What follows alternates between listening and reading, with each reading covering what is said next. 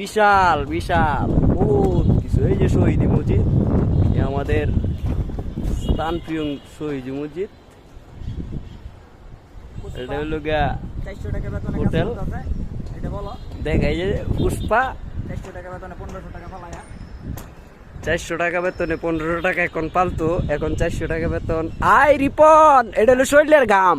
শরীরের 400 টাকা ঘামের দাম 40,000 টাকা। আরে ভাই মনে করবে 40,000 টাকা, ঠিক আছে?